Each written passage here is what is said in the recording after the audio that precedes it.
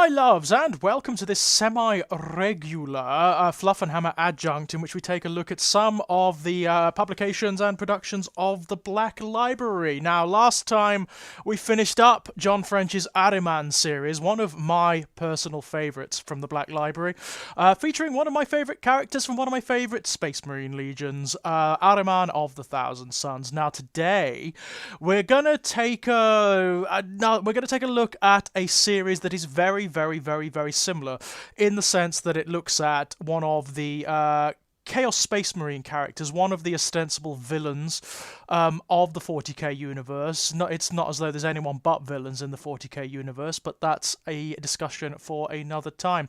As an aside, the Space Marines and the Astra Militarium and the various agents of the Imperium they make the Nazis look like a schoolyard gang. They literally obliterate entire populations and commit genocide on a whim based on the smallest deviations or perceived deviations.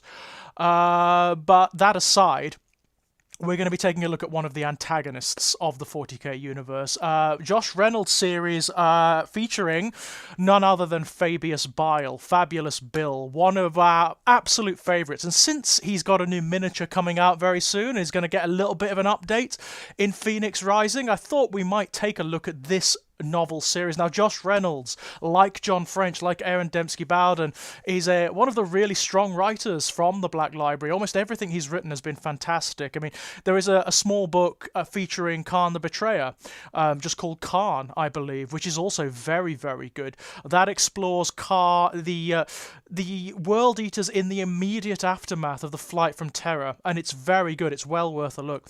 This series of books, the Fabius Bile books, there are 3 out at the moment, and each one is named after one of the epithets that's applied to Fabius Bile. So you have Primogenitor, Clone Lord, and Manflayer, or Primogenitor, Manflayer, and Clone Lord. I can't quite remember which. This first one is Primogenitor, and it's a really, really good book. Fabius Bile is one of those very, very interesting Chaos characters who, like Ahriman, isn't really a Chaos character. He literally isn't a Chaos character, even though he's generally cast alongside them, in the sense that he is originally of the Emperor's children, did fall into Slanesh worship alongside them at one point, but recanted of that when it became apparent that it really wasn't doing anything for the Legion insofar as he's concerned. He's not interested in becoming a slave to demons or gods or to metaphysics or anything to that effect. He is an atheist. He's an agnostic atheist in the sense that, and it's a weird thing to be in the 40k universe, because in the 40k universe there actually are gods. They actually literally, clearly, physically exist. But he's an atheist in the sense that he absolutely and resolutely denies their existence, or rather, he denies it as a kind of defense mechanism. One of the really interesting things that this book sets up is that he defies demons and the metaphysical elements of the 40k universe by denying their existence in his own head. He is sufficiently aware of the metaphysics of this universe to know that the gods, the demons, the angels, all the creatures of the warp are just expressions of humanity and of the conscious creatures out there. It's their emotions and their thoughts and their inspirations and their fears and their dreads and their desires given free rein, out of control, essentially. So he just regards the Chaos Gods as giant expressions of neurosis. That's all he regards them as. So he actively works to deny them so that they don't have a foothold over him. And that is so fascinating. He's a renegade even from his own Legion and from his own Primarch. Another thing this book sets up, this is set several hundred of thousands of years after the end of the heresy, after the wars in the Eye of Terror between the Emperor's children and the other traitor legions, after the destruction of the Emperor's children's citadel by Abaddon and the nascent elements that would become the Black Legion, the Emperor's Children Legion are scattered. There's not much left of them. Fulgrim has retreated from the material universe. He's on some demon world in the Eye of Terror that nobody knows how to get to. And Fabius is is his own entity now. He's established all of these different links and associations and enmities and grudges with all of the traitor legions, with numerous different war bands, and he occupies an old Eldar maiden world that has been what's called a crone world now, which has been consumed by the Eye of Terror. That's where he operates from. And his own particular warband are very, very unusual. They are not just dregs of the Emperor's Children, for example. They comprise elements from all of the traitor legions and from numerous warbands as well.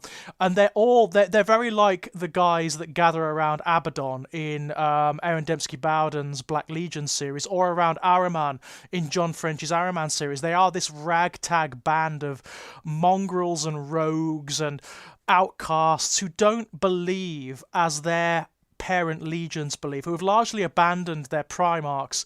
So you've got characters like Sakara. Sakara is a word bearer who was sent originally to assassinate Fabius, but Fabius has bound him to himself by implanting him with all manner of biological bombs and things that are going to cause Sakara incredible agony and pain if he doesn't do as Abaddon as Fabius says. There are also members of other legions who are kind of loyal to Fabius. He set up this on the Crone world that he inhabits. He set up an almost like a bizarre kind of sanctuary and academy for members of the other traitor legions who have philosophies that are other than what their parent legions prescribe, who share Fabius's eugenicist philosophies. Fabius is a eugenicist who makes Dr. Mengele look like a school nurse. His intention it's so far-reaching, very like Ahriman. He's a utopian. He has utopian ideals, but it's different from Ahriman in the sense that whereas Ahriman means to utilize metaphysics to bring about some utopian state, Fabius rejects that entirely. He thinks that the metaphysics of the 40k universe is entirely moribund. It can only lead to corruption and destruction, ultimately. So he rejects that. What he's trying to do is create a new breed of humanity, one that will sustain long after he and even all of the other Space Marines have gone. He regards the Space Marines themselves as failures. The Primarchs, he rejects the legacy of the Primarchs completely. He believes they were flawed. He believes that they were weak. He believes that their state now, where they've given themselves over to gods, to demons, or on the loyalist side, to ignorance and theocracy and extremity, is demonstrative of their failure. So what he's trying to do is create a new species of humanity, the new man, as he calls them, which is freed from the warp. It's actually genetically removed from the warp, so they're like nulls. They don't have any echo in warp space. So eventually they will not only outlast the gods, they will starve them to death. They are superior, in Fabius's terms, to other human beings in the sense that they are incredibly smart, adaptive, agile, fast. They are also bred to be Space Marine hunters.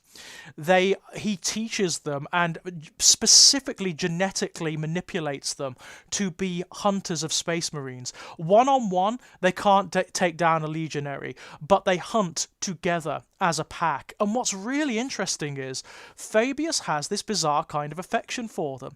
He has relationships with a lot of their key members. There's a character called Igori, who is sort of like the mother of the current brood of new men, and he has a very, very particular relationship with her.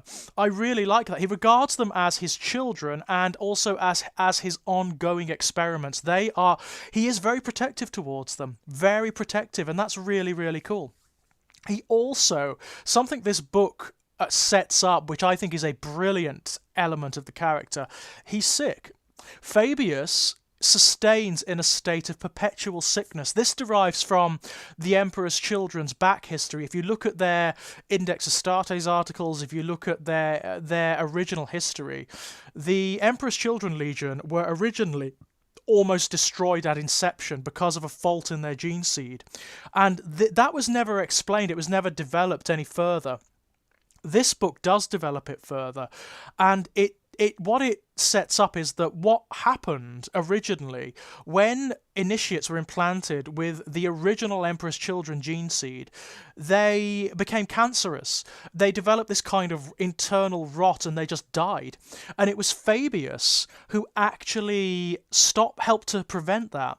Unfortunately, he was one of the first initiates, so he sustains in this state of perpetual cancer, essentially. His body is perpetually rotting from the inside out. And the way he gets over this, he's called the Clone Lord. Well, this book makes it absolutely literal. Fabius, every so often, Fabius surgically extracts his own mind, his own central nervous system, and implants it into a new cloned body. He's got numerous clones of himself. So this version of Fabius Bile is like Fabius the 13th or 12th, I think. There are multiple different iterations, and also he's got like backups of his own memory and mind. So if his mind becomes somehow corrupted, he can just upload an older version of himself to a clone body, and he'll be reborn. Fabius is like he's very like the Dark Elder, the Drukhari. He's very like the Homunculi.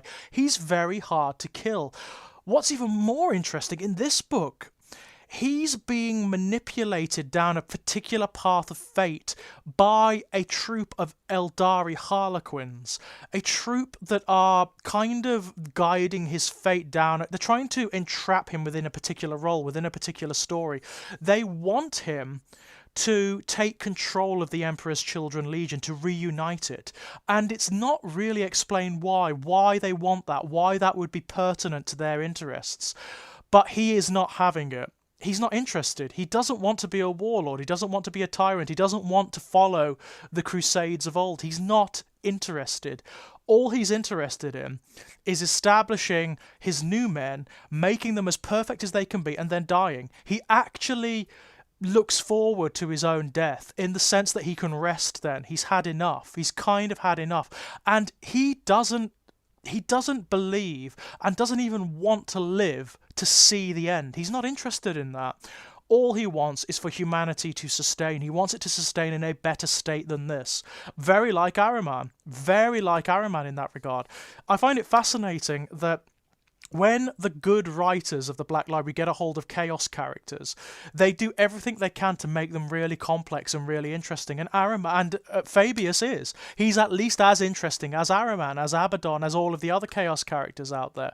They don't want them to just be mustachio-twirling villains, because that's not interesting. It's just boring, quite frankly. They are complex characters with agendas, with back histories.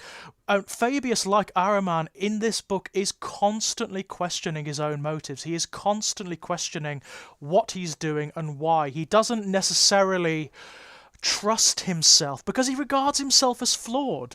He actually regards himself as flawed. That's fascinating too. He believes himself to be part of the corrupt legacy of the Emperor, of the Space Marine Legions, of the traitor Primarchs, him and Fulgrim. Ooh, Fulgrim quite likes Fabius, by all accounts. He finds him amusing. Fabius does not like Fulgrim at all. At all. He, you know how Abaddon has rejected Horus's legacy completely in Aaron Dembski-Bowden's books? Fabius is the same.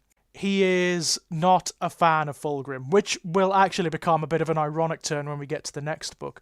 But yeah, this book is really well written. It's really well written. You get a real sense of where Fabius Bile is ideologically in the Warhammer 40,000 universe and what the politics of the Eye of Terror and of the Traitor Legions are. I really like that. I really like that. And the internal stuff, like Fabius's relationships to himself, to his own genetic legacy, to his legion, to the curse that's eating away at him from the inside out, to the Chirigen, the living backpack on his back. He's got this weird relationship, this symbiotic relationship with that thing. It is alive. It's actually got its own sort of semi-supernatural, semi-biological intelligence, and it makes its intentions known to him when it's bound to him. It's so weird. I love it. Love it to bits. Really good book. Highly, highly recommended. Well written, economical. Like all of the best books from the Black Library, it focuses more on character-driven moments and dialogue and interaction than action and bolter porn. Even that said, there is some very good action sequences in this. One of the things I love most about this book is the portrayal of noise marines. There is a point where Fabius and his people, his little warband, come into contact with an Emperor's Children warband who are interested in them. And there is a subcult of noise marines on board the vessel that they occupy. And he goes and seeks them out. And the noise marines are portrayed as this cast apart from the other Slaanesh worshippers. It's like they are ascended, they're priestly almost. They exist in this state of perpetual oral input, which other creatures can't stand. It deafens them, it maddens them, but to the noise marines, it's like they're seeking out, they're experiencing the eternal music, the rapture of Slaanesh itself, and they are trying to hear, they're trying to find that exquisite symphony, that discord, that point, which is the music of the spheres, which will lead them to the gates of Slaanesh's kingdom, as it were. It's really cool. Really cool. It's a very bizarre and interesting portrayal of the noise marines that you get here, and I like it a lot. You also get, for those who are fans of the action sequences, you get Fabius and this cohort of Emperor's Children leading an attack on an Elder Craft world on Luganeth, which is awesome. It's great fun. Really, really interesting. So, yeah, a very good start. This is a really strong start for this series. And well worth your time. When we come back, we will take a look at the second book in the series, which I believe is called Manflayer. Until then, my dears, bye-bye.